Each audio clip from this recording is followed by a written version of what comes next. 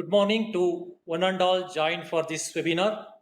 Vishwesvaraya Industrial Technological Museum, VIT in Bengaluru, a unit of NCSM, Ministry of Culture, Government of India, in collaboration with National Center for Biological Sciences, NCBS, Bengaluru, Tata Institute of Fundamental Research, TIFR, organizing a webinar on Indian botanical medical knowledge and European colonial enterprise in 16th to 18th centuries by Dr. Annamma Spudich, formerly visiting scholar at NCBS, Bengaluru, as a part of traveling exhibition Seeds of Culture developed and set up by VITM. We appreciate all of you for joining this webinar today. Kindly note that all the participants are requested to mute their audio video during the webinar. If you have any questions about the talk, kindly post your questions in chat option box so that it will be taken by the speaker at the end of the talk depending on the time availability. Now I request Srimati K.S. Sadhana, Director VITM, to deliver the welcome address. Over to you, Madam. Yeah, thank you, Mr. Gopal Krishna. Good morning, good afternoon, good evening, and a warm welcome to all the participants who have joined across the globe for today's webinar by Dr. Annamma on Indian botanical medical knowledge and European colonial enterprise in 16th to 18th centuries, organized by Vishwesvaraya Industrial and Technological Museum, a unit of National Council of Science Museums under the Ministry of Culture, Government of India. This talk has been organized as part of the Seeds of Culture exhibition, which was designed and developed by Vishwesvaraya Industrial and Technological Museum in collaboration with National Center for Biological Sciences. And it was inaugurated on 27th July 2022 by Professor Vijay Raghavan, former Director NCBS, and also former Principal Scientific Advisor to the Government of India. The exhibition on Seeds of Culture showcases the influence of ancient Indian medical knowledge in botany and medicine in the global context. In the era of mobile games, one can see and play with plant seeds in the exhibition. And also one gets to see how Indian trade was dominating the international economy in the Middle Ages. One also gets to see how Indian spices were used during the plague pandemic in Europe in the 17th century. To talk more about this, we have with us Dr. Annamma Spudich, formerly visiting scholar at NCBS, Bengaluru. Dr. Annamma Spudich and other scientists from NCBS had contributed towards the development of the content of this exhibition on Seeds of Culture. The exhibition on Seeds of Culture is on display at the third floor of the museum. I would request all the people who have joined, who have not visited the exhibition, to come to the museum and have a look at the Seeds of Culture exhibition. Now, on behalf of Vishwesvaraya Industrial and Technological Museum and National Center for Biological Sciences, it's my privilege to extend a warm welcome to the speaker of today, Dr. Annamma Spudich. A warm welcome to you, Dr. Anna. And actually, she was supposed to come to the museum physically and deliver the talk in person, but somehow due to some unavoidable circumstances, she could not deliver this talk in person. And she was kind enough to agree to deliver this talk at the same time and on the same day in online. So I would like to thank Dr. Annamma for agreeing to our request to deliver this talk on this online in spite of some personal difficulties which she had. And also I'm happy to see Professor Vijay Raghavan, who had come to inaugurate this exhibition, has also joined this talk today. A warm welcome to you, sir. And we also have with us Professor Sagadevan, who was the nodal point of contact between Vishwesvaraya Museum and NCBS during the development of this exhibition. He has also joined online. A warm welcome to Professor Sagadevan, who has joined us today. And I find a lot of students from Alamin College and other students, teachers from various institutions. A warm welcome to all of you. And also I find some media personnel who have joined us for covering this event. A warm welcome to all the media personnel who have joined us for covering this talk today. Last but not the least, I have my colleagues from National Council of Science Museums, from various units of National Council of Science Museums, and from Visvesvaraya Industrial and Technological Museum who have joined us to listen to this talk. A warm welcome to all of you. A warm welcome to one and all. Thank you. Thank you, Madam, for your welcome address. It is my privilege to introduce today's speakers, Dr. Annamma Spudich, formerly visiting scholar NCBS Bengaluru, who joined from California today. About the speaker, Annamma is popularly known as Anna Spudich, received her PhD in cell and molecular biology from Stanford University and was a research scientist at Stanford University for a long 25 years.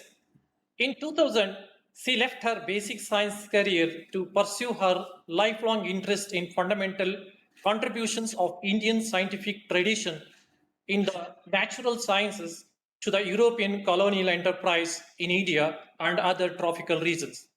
She brings her rigorous training and experimental sciences and her first-hand knowledge of medical botanical traditions of Southwest India to provide unique perspective on the subject. In 2008, she was invited to join the NCBS TIFR Bangalore as a visiting scholar. Dr. Spudich has lectured widely and curated several exhibitions on her work internationally.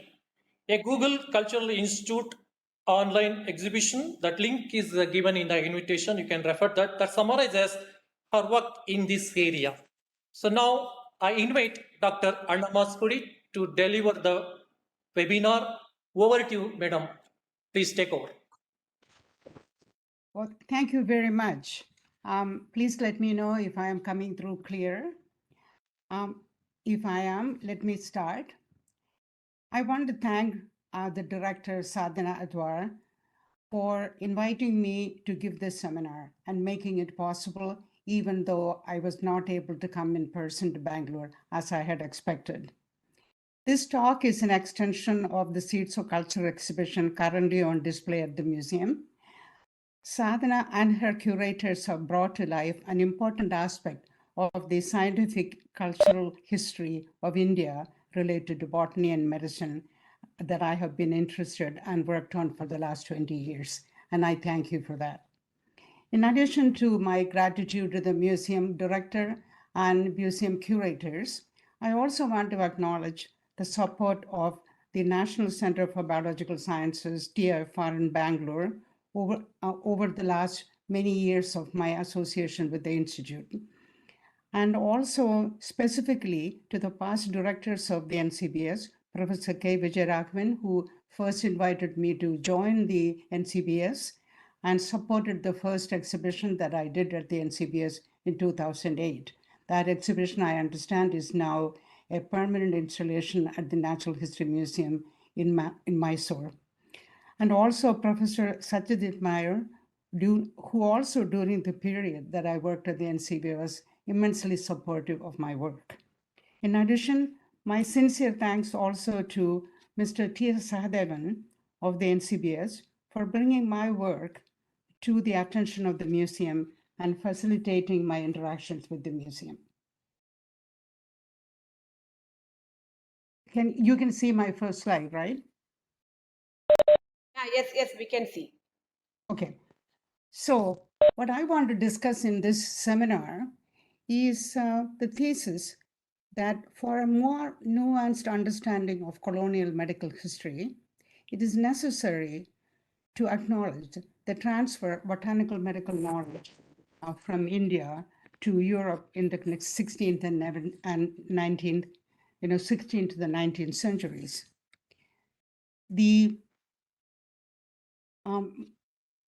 It is true that in the light of the contemporary dialogue on repatriation of materials and objects from colonized areas, it is timely and necessary to examine, acknowledge the essential role assimilation of local knowledge systems played in the European success of their colonial enterprise.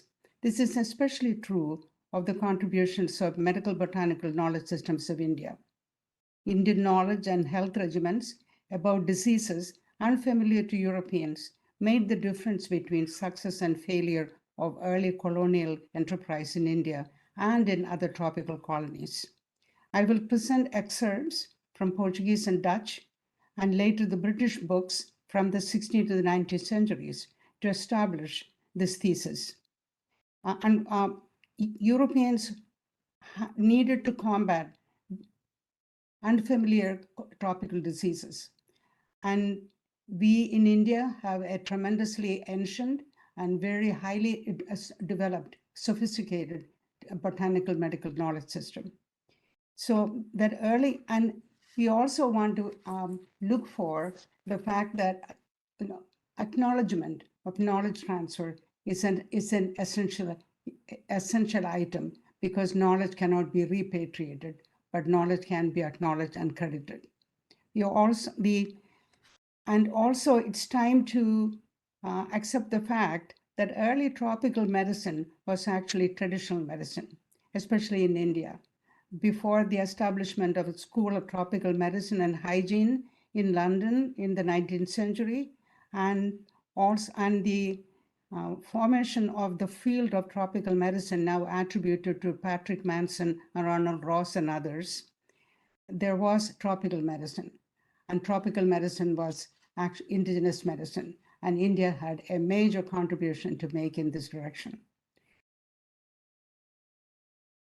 So next, let us look at the sources of traditional knowledge, botanical medical knowledge in India.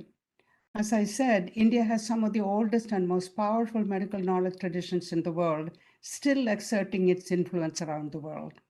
Knowledge making outside the confines of the laboratory, ways of learning by trial and error, in other words, by experimentation, in incorporating the results into wellness of the body and mind, agriculture, and other aspects of daily life was highly developed in India since ancient times.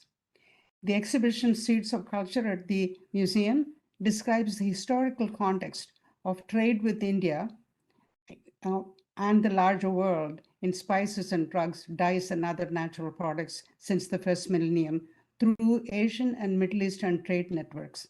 It was these valuable commodities that brought Europeans to India in the late 15th century. For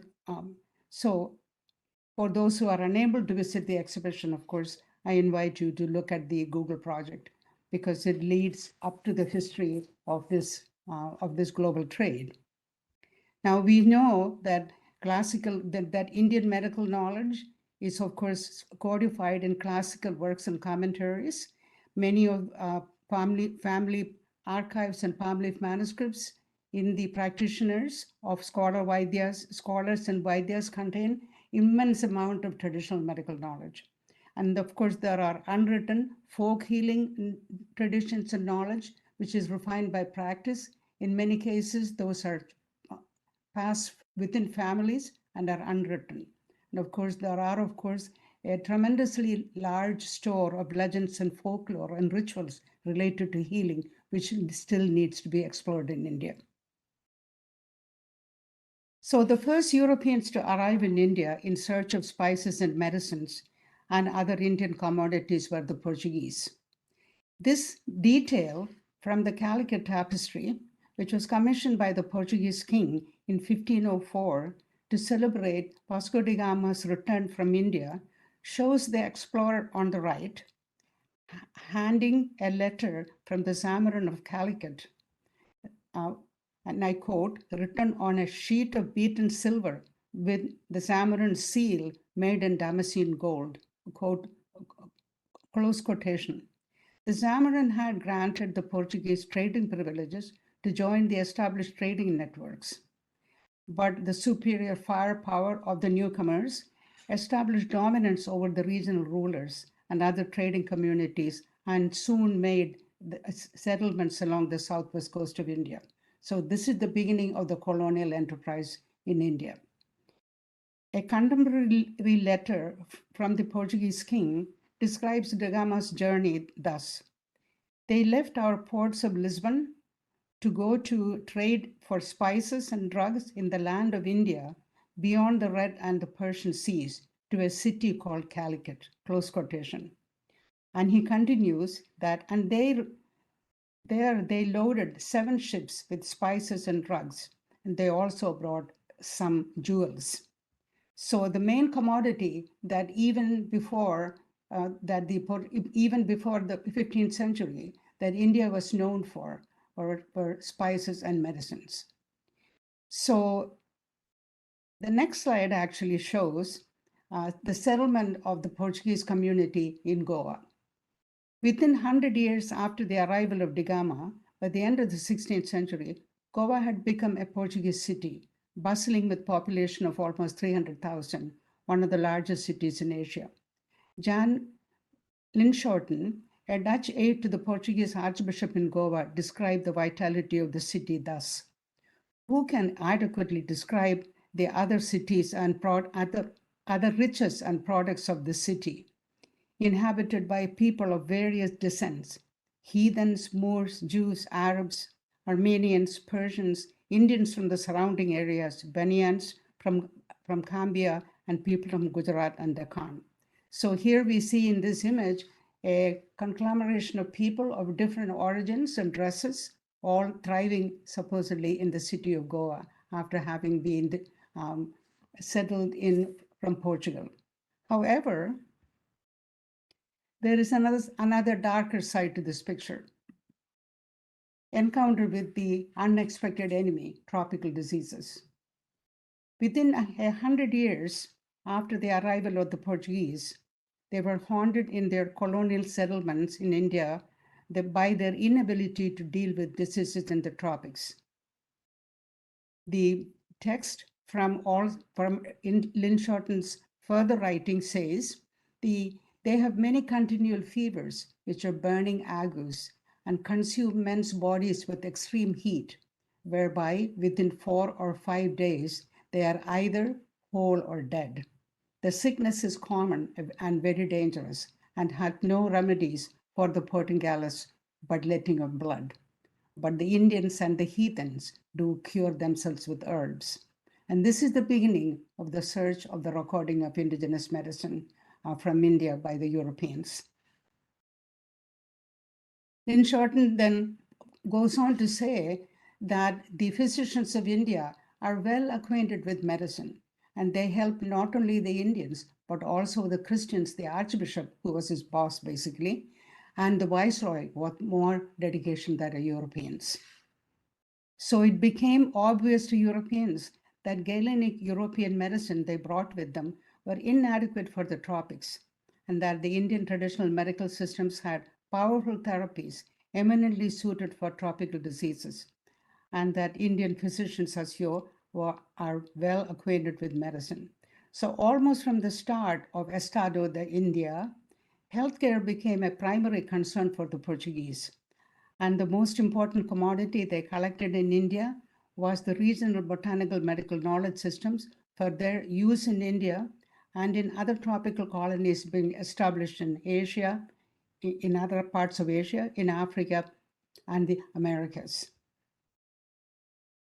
So here are a number of list of several books by Europeans, meaning in this case, Portuguese and later the Dutch, which were published in the 16th and 17th centuries on Indian indigenous medical practices and therapies. And I have highlighted 3 books in this series, in this list, and those are the ones that we will cover in detail. So the first book is the book by Garcia de Orta, and translated into English. The title is Colloquies on the Symbols and Drugs of India, and we will talk about this further. Second was the book by Cristobal Acosta, which was also translated partially with the help of the NCBS during my stay at the NCBS, and I will report on that. The last book that we are going to look at is the Dutch treatise, an extensive work of 12 volumes on the medicinal plants of the southwest coast of India, Hortus Indicus Malabaricus, which was published in Latin in Amsterdam from 1678 to 1693. In the meantime, let us take a quick look at some of these books. These are photographs from an exhibition that was curated in 2003 at the Cantor Museum of Visual Arts at Stanford University by myself and a colleague. This book, this exhibition titled From Foreign Places, All the Variety of Herbs, shows actually some of the texts that I was able to obtain from different collections.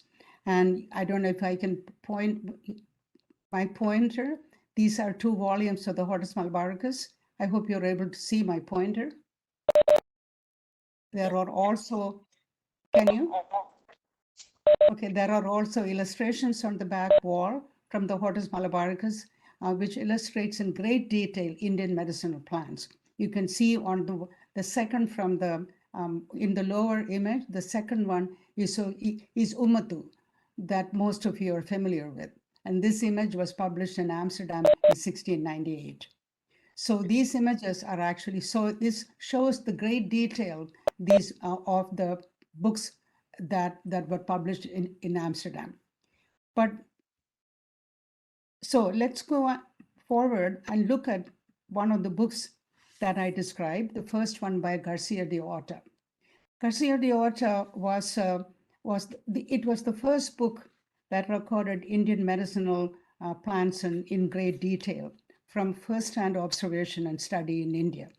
Garcia Orta had studied medicine at the prestigious University of Salamanca before he came to India as a physician of the Portuguese viceroy.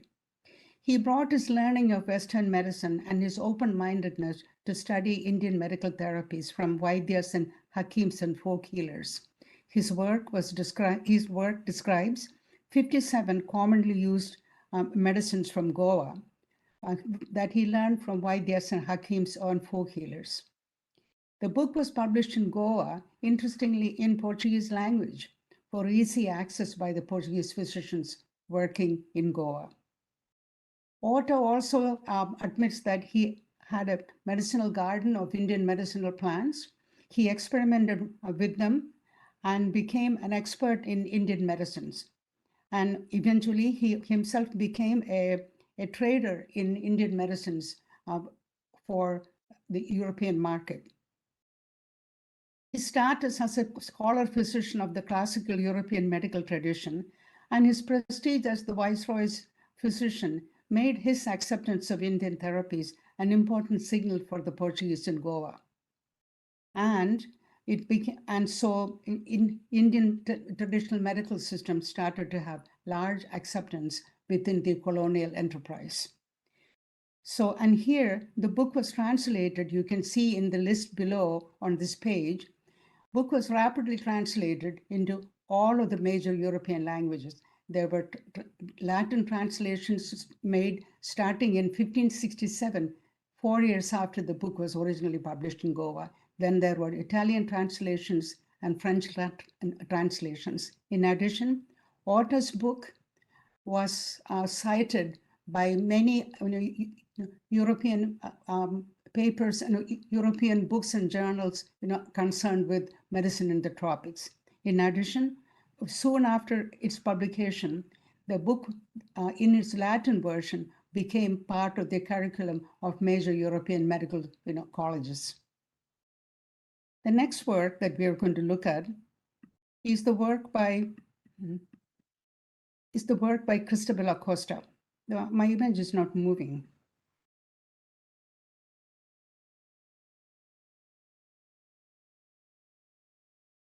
Yes, the work by Cristobal Acosta.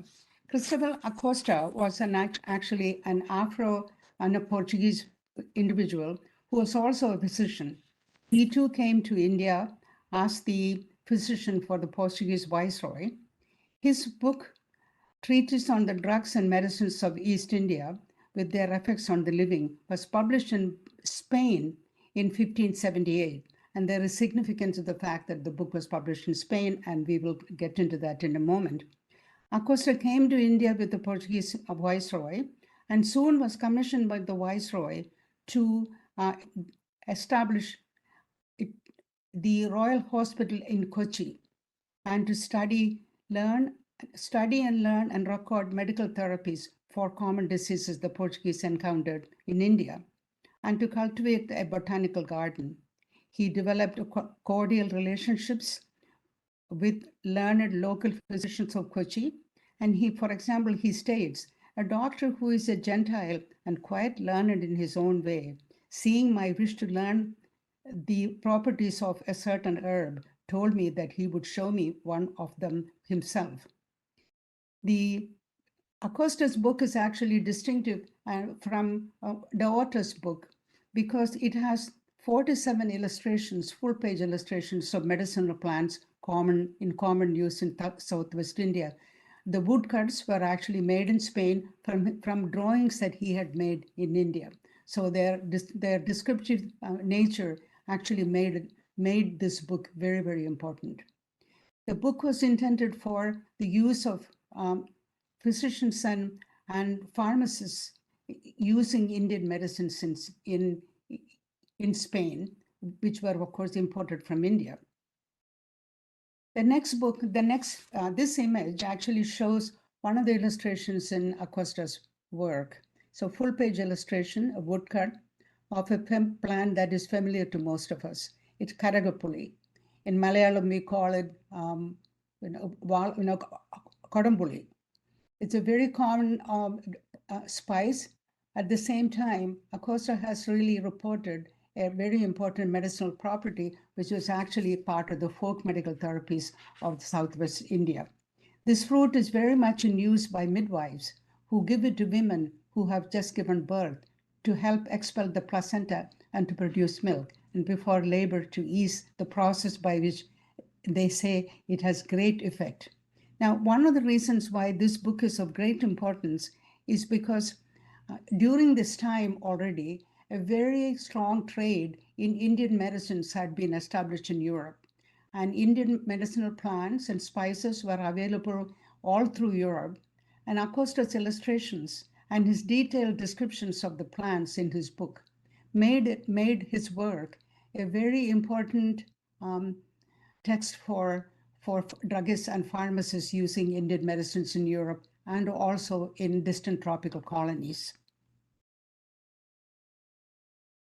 Now we need to move forward to the Dutch period and the Dutch documents. While the Portuguese had a dominant period in Goa and southwest part of India, their dominance actually was short-lived. Within 100 years, the Portuguese were confined to Goa by the powerful Dutch East India Company, VOC, a mega corporation founded with the support of the Dutch government for the specific purpose of trading with India. The Zamorin of Calicut and the Raja of Kochi, eager to help the Portuguese, entered into trade agreements with the VOC. However, and so they were allowed to have spaces all along the west coast of India, and they established a major colony in Kochi. However, the Dutch too faced the problem of inability to cope with tropical diseases and high mortality in their colonies.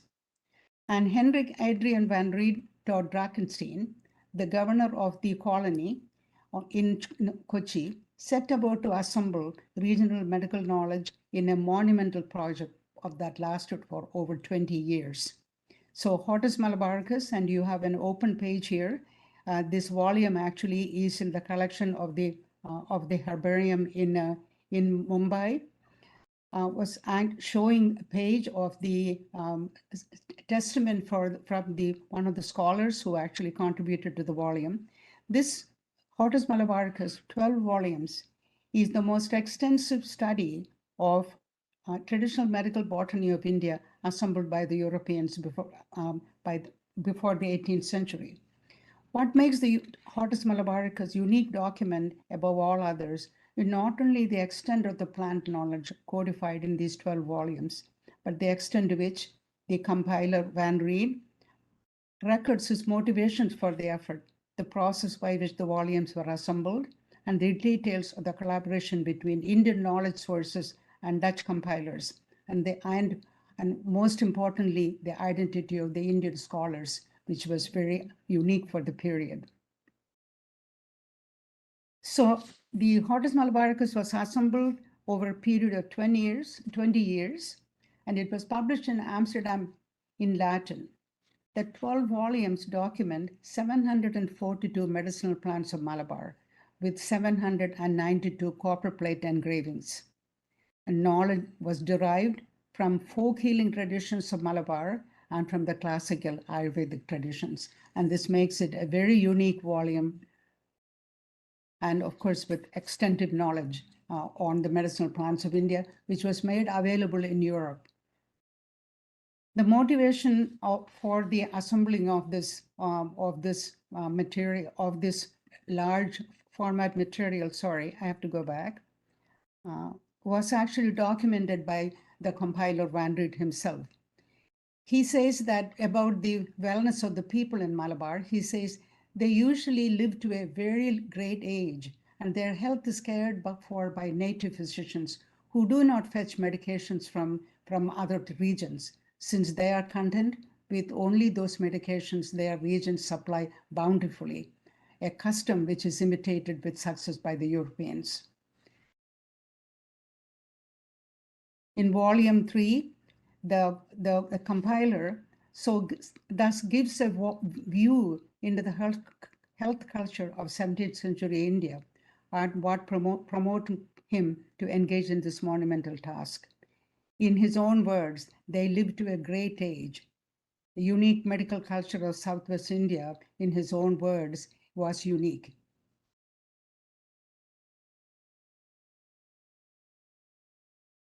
I'm having trouble. So in addition to his respect for the unique medical culture of India and his motivation to improve the health of the Dutch residents in Southwest India, the additional motivation, of course, was Indian medicines were for greater profit of the Dutch East India Company. And Van Riet goes on to say that indeed it would be possible to make use with less expense and with greater profit of Indian medicaments, either the same or at any rate the same, with superior curative virtues for the above mentioned reasons. The above mentioned reasons meaning the people in the Malabar region live to a great old age. Okay? So while Van Riet had genuine interest in the flora of Malabar, he was also motivated by the possibility the Indian medicines could provide great profit for the Dutch East India Company in terms of health care for the Dutch personnel in India and by providing medicines for other Dutch establishments in Asia and also for uses in Europe. Now we get to have a unique look at the assembling of the Hortus Malabaricus. And this is the only document of all the documents that I have studied where the resources, indigenous resources, have been acknowledged. And therefore, I'm going to go through this with you, that the compiler himself is Van Riet, who was the director or who was the governor of the Dutch East India Company in Kochi. The knowledge sources are acknowledged, and I will show you in the next slide the handwritten testimonials of the Indian physicians, which was totally unusual, rare for the period. The Malabar folk physician Itti Achyutan of the Irava tradition was the major contributor to the Hortus Malabaricus 12 volumes. 3 Ayurveda physicians, Rangabat, Appubat, and Vinayaga Pandita, are also acknowledged with their handwritten testimonials. 15 more Malabar scholars and pan collectors are mentioned but not named. Of course, there were translators who were Dutch, who translated from Malayalam to Portuguese and then from Portuguese to Latin. Then 2 Dutch artists are acknowledged, but unidentified Indian artists were involved. And we can, from the comparing the drawings in the British Library and the later copper plate engravings in the published volumes, we know that directly that Indian artists were involved. And the whole project was also supported by Veera Kerala Varma, the Raja of Cochin. And in this sense, it was a collaborative project between the Indian scholars, Indian sources, and Dutch governor. This is a very, very rare acknowledgement of the contributions of indigenous scholars. So here, these 2 pages are unique in the annals of European documents because they acknowledge the contributions of indigenous scholars. On the left is almost full-page acknowledgement in Malayalam Kolerithu script of Itti Achyutan, the folk physician of Malabar. On the right are the combined statements of the three Ayurveda scholars. And these handwritten testimonials were obviously taken to Amsterdam and made copperplate engravings of and published in volume 1. Next is a quote from Van Riet himself about the scholars who contributed the knowledge. He says, some of them have no other occupation than temple service and are exempt from all worldly cares, being constantly occupied with genteel wisdom, stargazing, and I interpret stargazing to be astronomy and natural sciences.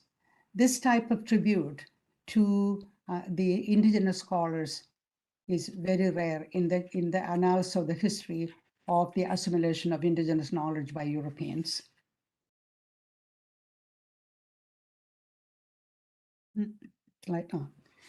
In addition to collecting the indigenous knowledge for the benefit of the colonial enterprise, Van Riet also was interested in supplying plants for European medicinal gardens, because this was the period in a letter stated to in 1691, Van Riet emphasizes to his constituents in India that all kinds of seeds, bulbs, plants, herbs, flowers, and specimens were to be collected and sent to Holland for study and cultivation at university gardens in Holland. Such collections were also dispersed to diverse Dutch settlements around the world for medicinal and agricultural purposes. But he, of course, as you can see here, emphasizes not only to satisfy the curiosity of many wise men and amateurs, but also in order that the world might enjoy and be served by the medicinal virtues. So the medicinal properties of indigenous plants, again, are emphasized by Van Riet. Now, the next slide is a very interesting slide because it shows in a publication in Amsterdam by the director of the Amsterdam Botanical Garden, indigenous Indian plants are illustrated. These illustrations show Malabar plants which were cultivated in the Amsterdam Medicinal Garden at the end of the 17th century. And some of you will recognize the names. On the left is Pandipavel. The next is Alari, and the other is Shankupushpi, all plants that are familiar to us. All known, the Pandipavel and Shankupushpi are both known for their valuable medicinal property. And these were cultivated in the Amsterdam Botanical Garden, and the data on these were published by Jan Kommelin, who was the editor of the first 11 volumes of the Hortus Malabaricus. So indigenous knowledge then has gone from medicinal purposes alone to the study of the tropical plants, tropical botany. Next slide. Come on. In addition, the knowledge of medicinal plants and tropical botany that were collected from India, especially in the Hortus Malabaricus, made its way as a resource for the study of systematic botany, a field which was emerging in the 17th and 18th centuries. So these were major publications by botanical scholars of Europe during the 17th and 18th centuries. The numbers in parentheses are the number of times Hortus Malabaricus plants were referred to in these works. And most importantly, I wanted to point out to you that the seminal work on botanical classification by Carl Linnaeus, Species Plantarum at the very bottom, which was published between 1762 and 1763, has 320 references to Hortus Malabaricus and many Indian plants and regional Malayalam and Indian names have become part of the scientific nomenclature. So not only were indigenous medicine and botany contribute to the colonial enterprise, also contributed to the development of systematic botanical sciences in Europe during the period. Next, I want to quickly look at the British books on Indian botany and medicine. We don't have the same amount of time to dwell on it. Therefore, I'm not going to extend to go into it in great detail. But here is a selection of British publications from the 16th to the 19th century. You can see that documenting Indian botanical knowledge for medical, agricultural, and horticultural purposes continued under the British East India Company and then later by the colonial British government. Early on, the documentation was done by physicians for the company, not so much for financial savings as in the use for more serviceable drugs for use in India. Later, the company supported science for the material benefits it was expected to bring in terms of health and wellness in India and in the other tropical colonies and even in the homeland. However, again, the sources of indigenous knowledge recorded in these works, Indian texts, Indian scholars and practitioners were not acknowledged in the British documents. The volumes are all published under the names of the compilers as British books on Indian flora. For example, you can see the work here, Pharmacopoeia Indica, a history of the principal drugs of vegetable origin, which was published actually in England by Dymock et al. And there is no mention of the fact that they were in the book of the indigenous sources at all. But I want to go back to an earlier publication by the British, which was of great importance, which was an account of some Indian plants with their names, descriptions, and virtues communicated in a letter from Mr. James Pettiver, apothecary and fellow of the Royal Society, to Mr. Samuel Brown, surgeon at Fort St. George, Madras. This is one of the earliest record of Indian medicinal plants by the British. It was a series of 7 papers on medicinal plants of the region published by Surgeon Samuel Brown from Fort St. George, Madras, an early establishment of the British East India Company in India. James Pettiver, fellow of the Royal Society, who communicated these reports to the Journal of the Royal Society, noted that these reports were most valuable for they contained information on many valuable drugs, including ones used with much success by epileptic, convulsive, or head diseases. So specific diseases are being mentioned and specific plants are being mentioned. This is a very important link for current contemporary study of medicinal plants. So these documents are extremely valuable for contemporary scientific study. And I want to continue to say that the regional medicinal plant knowledge contained in and made available specifically for the British physicians coming into India continued into the 19th century and to strengthen the British commercial interest in India and in the other colonies. For example, this work here, a catalog of Indian medicinal plants and drugs with their names in Hindustani and Sanskrit languages. And in the introduction to the book, the author, James Fleming, specifically, it was intended chiefly for use of gentlemen of the medical profession on their first arrival in India, to whom it must be desirable to know what articles of materia medica this country can afford and by what names they might find them. And this was published in the early part of the 19th century. Now, as I said earlier, an important aside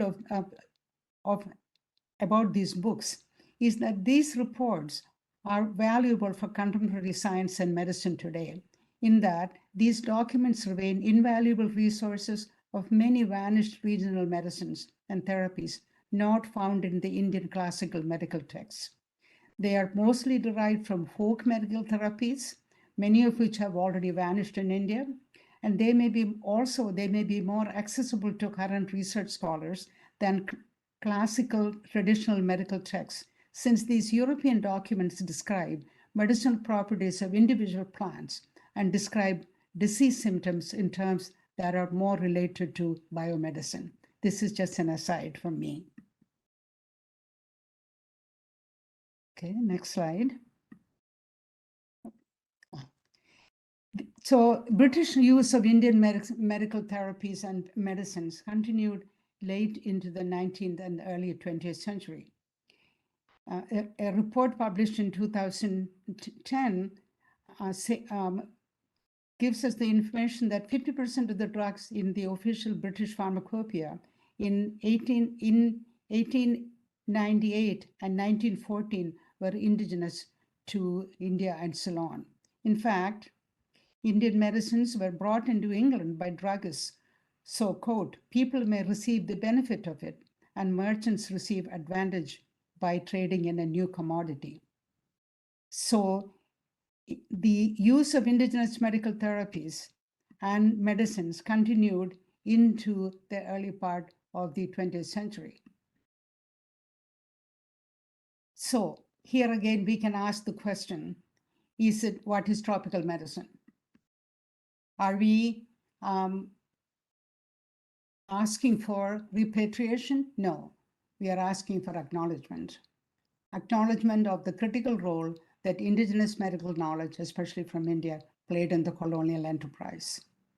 And lastly, I want to end by pointing out that into the 19th century, scholars and physicians from all levels of Indian society were the source of botanical medical knowledge systems for European documents, and for the colonial enterprise. However, most were not identified or credited. And this image on the left from an unpublished manuscript in the Natural History Museum in Paris is interesting because it shows the group of people involved in assembling a document here for the French author of this unpublished manuscript. Here is a scholar physician with this palm leaf manuscript, a botanical artist portraying the plant which is in the center of the image, probably another individual behind who is a collector. In addition, a woman carrying plants in a basket.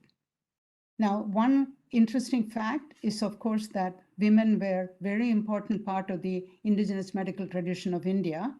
Women were well-known healers of diseases of women and children, and almost exclusively dealt with childbirth-related medical conditions. But of course, none of them have been identified or certified or credited in any of the publications by any of the European documents. Finally, these are lists of the libraries and collections that were kindly available to me during my work. And lastly, I want to leave you with a statement from a work by the distinguished University of Chicago cultural anthropologist, Donald Lach. He's written a series of works called Asia in the Making of Europe, and I recommend it to anyone who is interested in this topic. The remarkable story of knowledge Europeans encountered in Asia, you can say India in its place, is often a footnote to the imaginative daring of the European voyages of discovery. So the knowledge systems of India and its contribution to global health and to the colonial enterprise still waits to be acknowledged. And I hope that I have brought a topic to your attention for comment and for further thought and study. Thank you.